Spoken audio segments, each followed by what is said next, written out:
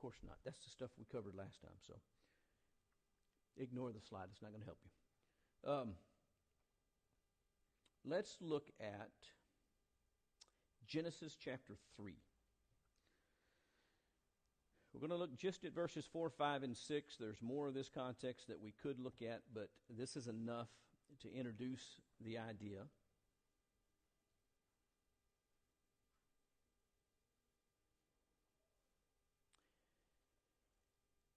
But the serpent said to the woman, "You will not surely die.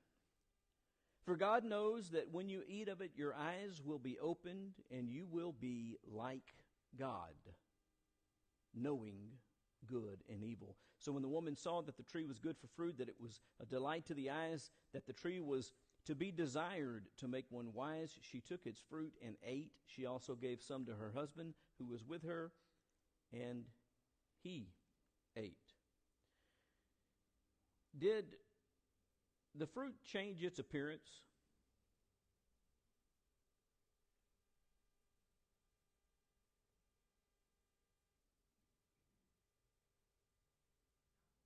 No, it was a delight to the eyes before the temptation, just as much as it was after the temptation. I'm not convinced that he really was doing anything other than reminding her of that which she could already see and already knew. She knew that it looked pleasing.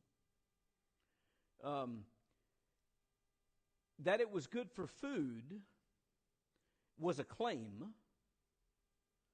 No way to actually determine the truthfulness of that claim short of doing what?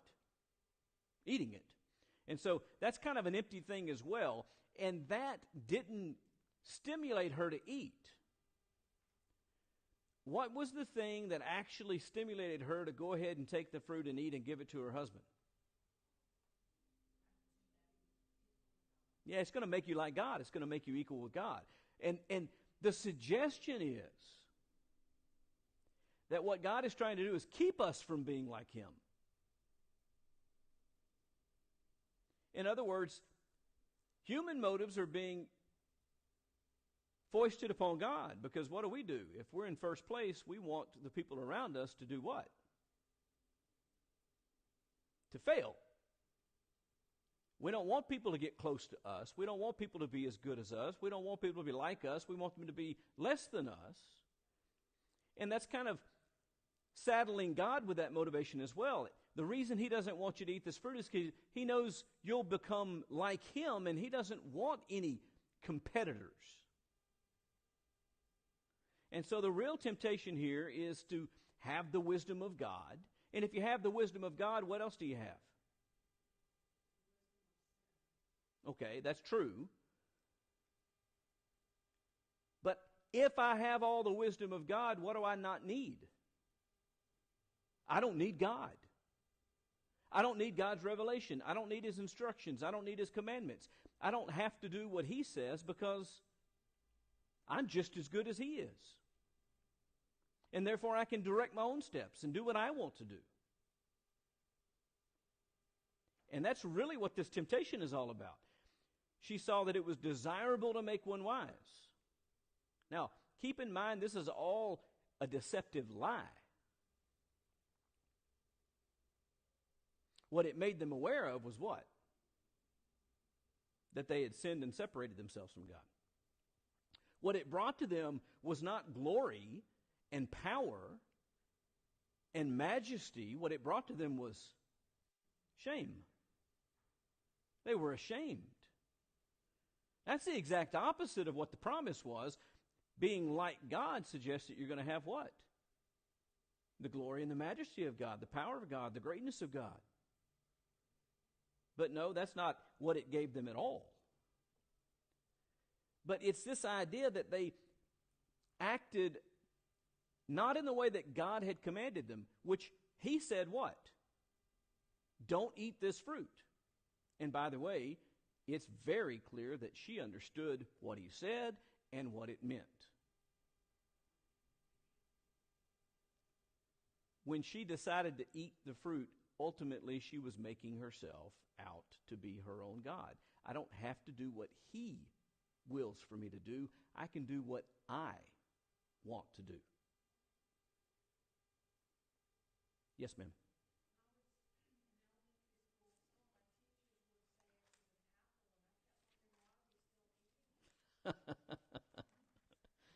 Yeah, apple's not anywhere in the book, so. And well, I won't get into all of it. Chapter 11. Chapter 11 and verse 4. Again, this is a story we've spent quite a bit of time in both the Sunday morning class and the Wednesday night class. We're only going to look at this one verse as it pertains to what we're talking about here tonight. They said, and well, let's back up to verse 3 as well, because it kind of leads into it and shows the attitude there as well. They said to one another, "Come, let us make bricks and burn them thoroughly." They had brick for stone. Notice that they're going to create something to replace what's naturally provided by the earth. They have bricks in the place of stones. They'll make brick for stone and bitumen for mortar. They said, "Come, let us build ourselves a city and a tower with its top in the heavens, and let us make a name for ourselves, lest we be dispersed over the face of the whole earth."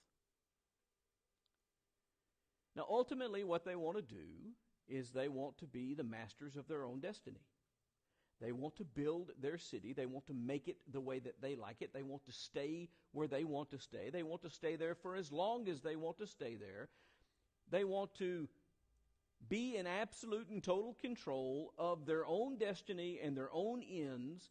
Come, let us do these things for ourselves. Ultimately, what they're doing is saying we don't need God. We can make a city. We can not only make a city, but we can make a name for ourselves. A reputation. We can develop respectability and foster fear in other people's. Let us make a name for ourselves. We don't need God to help us. We don't need to be God's people. We can be our own people. And we can do these great things.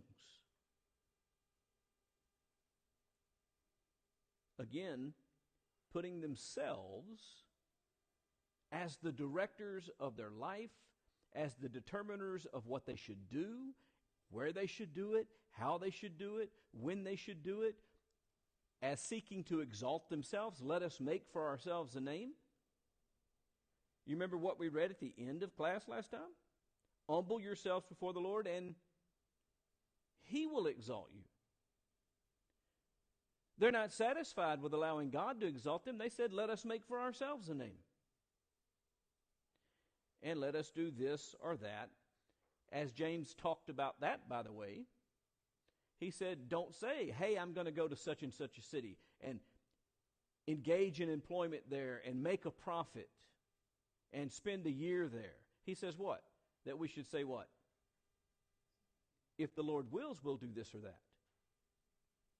See, there's the attitude of someone who isn't putting themselves in the position of God as the director of my own steps.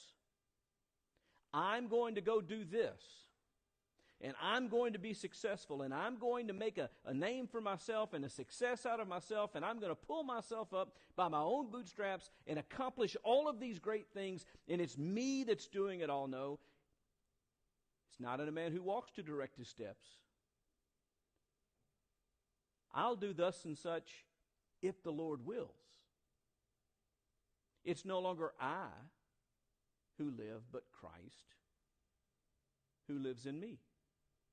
The life that I now live in the flesh, I live by faith in the Son of God. You see the contrast in attitudes?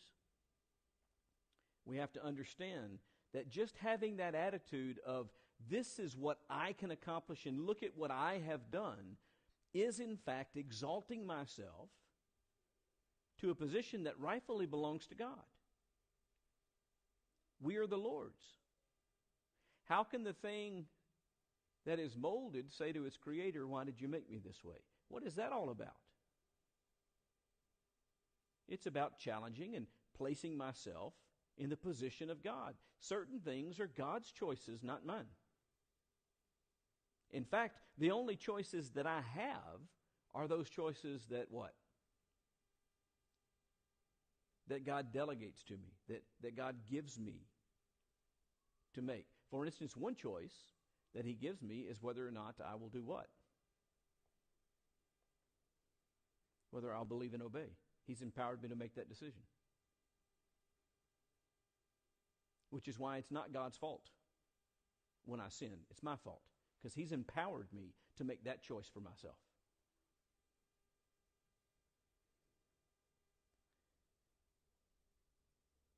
However, he's given instructions about what I should do.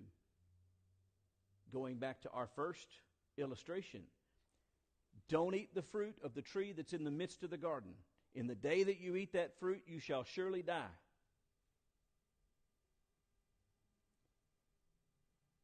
She decided that God's instruction wasn't as good as what she had come to believe for herself.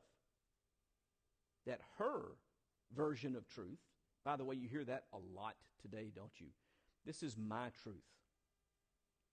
Let them speak their truth. Listen, I don't own truth and you don't own truth, and I don't have a version of truth that's right for me and truth for me, and you have a different version of truth that's right for you or truth for you. There's only one truth. It's objective. It belongs to God. The question is whether or not I do what? Whether or not I accept that as truth. Whether or not I walk in the truth. She chose not to walk in the truth. She supplanted God's truth, in the day you shall eat thereof, you shall surely die, with the devil's lie. You shall not surely die. Oh, okay, that's the one I like. That's the one I'm going with. That's now my truth. It's good for food. No. We have to understand not to put ourselves in that position. Look with me, if you will, at Daniel chapter 3. Again, somebody we've talked about a little bit already tonight.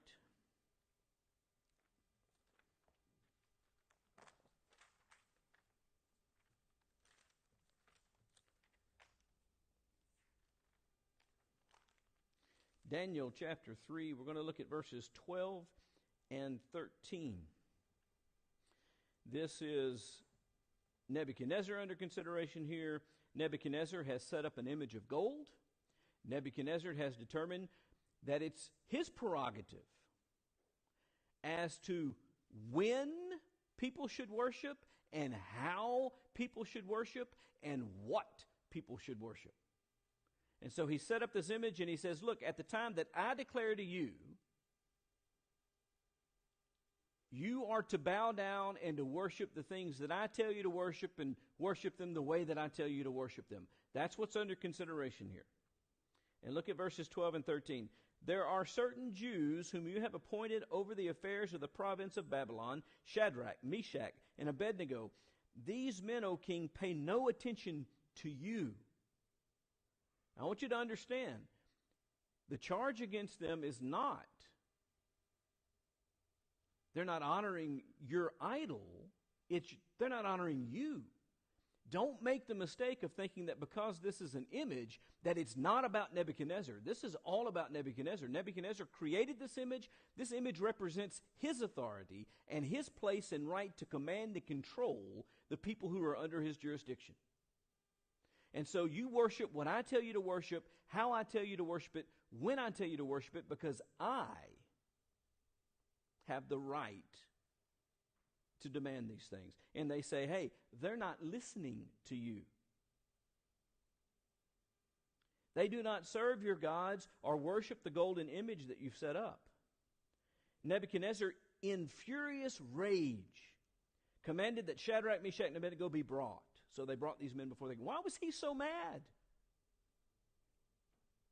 Because it was an affront to him, his authority, his position, and his right as king. You know what Nebuchadnezzar had done? He had put himself in the place of God. He believed that he had the right to tell other people what they should worship, when they should worship it, and how they should worship it.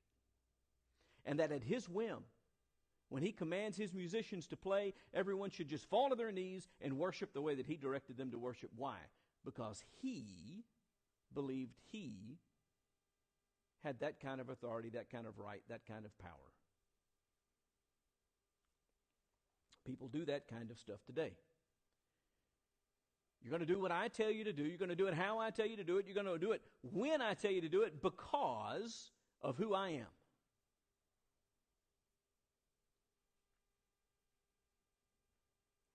This is something that we need to understand to the very core of our being. Our children, for instance, are not obligated to obey us because we are their parents. They're obligated to obey us in the Lord.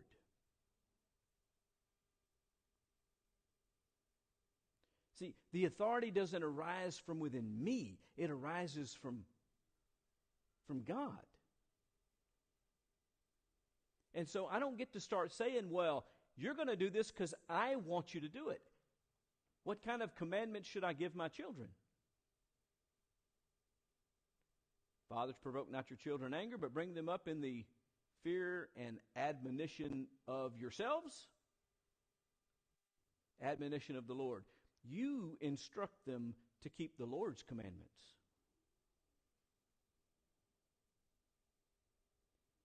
See, the authority doesn't rest in me. I can make myself out to be a little tin God in my home. Make demands of my spouse that I have no right to make. Make demands of my children that I have no right to make. Take advantage of the position that I've been given. That's exactly what Nebuchadnezzar was doing. How did Nebuchadnezzar become king?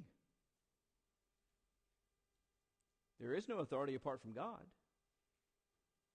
He rose and ascended to the kingship because God allowed him to rise and ascend to the kingship. Now the question is, how is he going to use it? I'll tell you how he used it. He put himself in the place of God and believed that the authority resided from within him.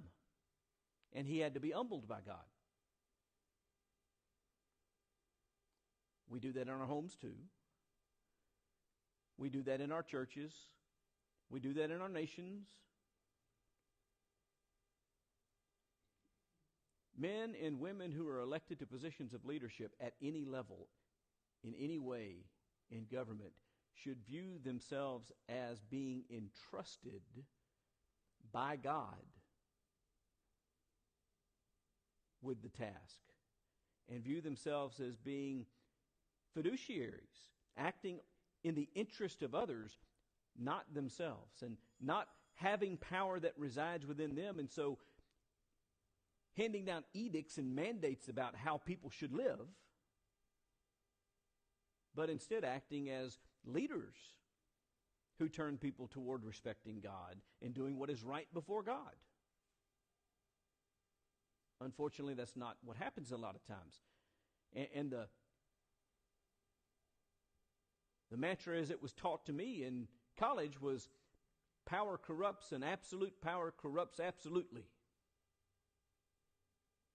And ultimately what that's saying is we have a tendency to elevate ourselves rather than recognize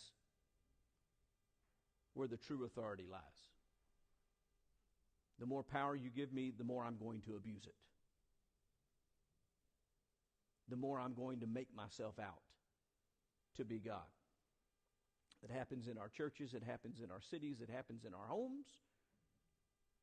And we have to fight against that. Look at Psalm 10.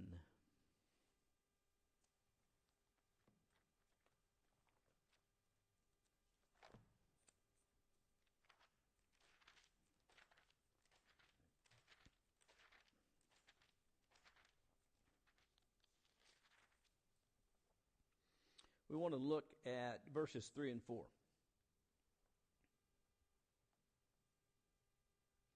In the pride, that's verse 4. Verse 3. For the wicked boasts of the desires of his soul. Okay, this isn't talking about someone who is wicked by nature and that's what being wicked causes him to do. This is defining what makes someone wicked. The wicked boast of the desires of his soul. It's when I've elevated myself, when I put my desires as the preeminent thing. This is what I want, so this is what I'm going to demand of others. The wicked boasts of the desires of his soul, and the one greedy for gain curses and renounces the Lord. See, when I'm serving myself in that fashion, I am challenging God. In the pride of his face, the wicked does not seek him. That is, the wicked man doesn't seek God. I don't need God. In fact, he says, all of his thoughts are, there is no God. Why would I say there is no God? Why would any man say there is no God? So I can be the master of my own destiny, and I can decide what I want to do for myself, and I don't have to answer to anyone else because I am the preeminent authority. That's what the wicked do. They're challenging God. They're fighting against God. They're struggling for God's place. They're failing to respect that they are under authority.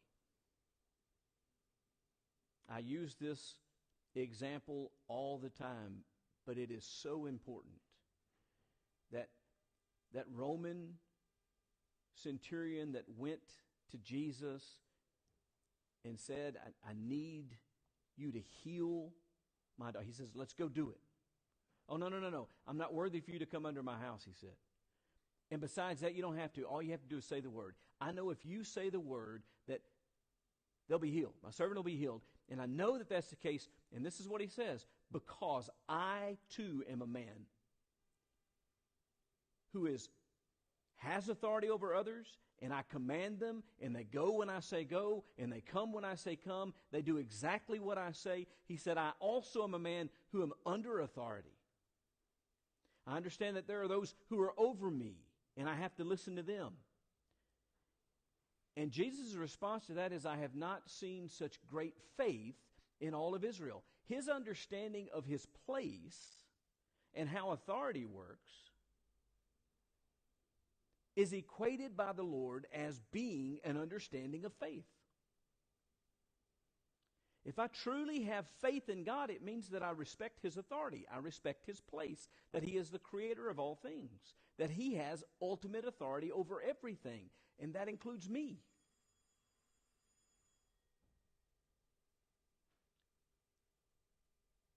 The wicked, though, says there is no God, and therefore makes themselves to be their own God. Now, there's even a step beyond this that is more wicked, not just making myself to be my own God, but then doing what? Making myself to be everybody else's God too. And there are some people who do that as well. That's ultimately what Nebuchadnezzar was doing, using this elevated image of self and imposing it on others.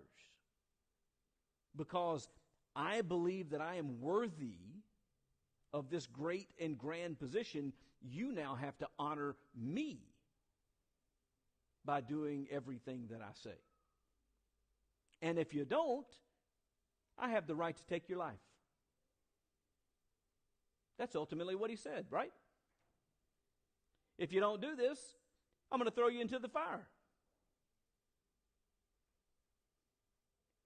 That's taking this the next step forward. Once I elevate myself to be my own God, the next thing I do is start extending that out to the people around me, the people I have influence over.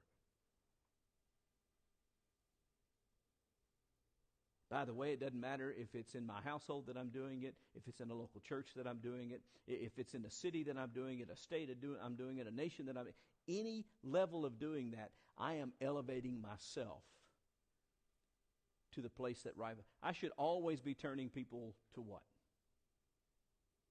To God. Never to self. Never to self. Always be seeking to lead toward keeping the Lord's will, not the things that I think are good or right.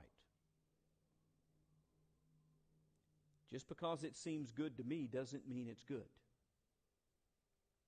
In order for it to be good, what does it have to do? It has to be from God.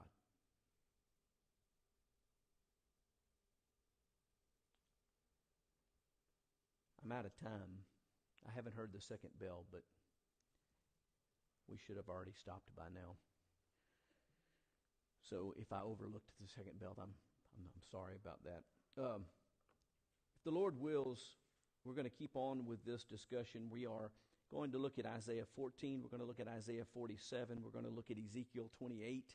We're going to look at Romans chapter 1. We're going to look at 2 Thessalonians 2 as we continue to build on this point and see more and more how this can start to affect me and you, even though we would convince ourselves that we would never be like that. It does. It affects us. And it's the biggest challenge that we face, thinking too highly of ourselves. Putting ourselves in the position of being the director and controller even of our own lives. And so we need to work hard to keep this from happening. Thanks for your presence, and thanks for those that are watching.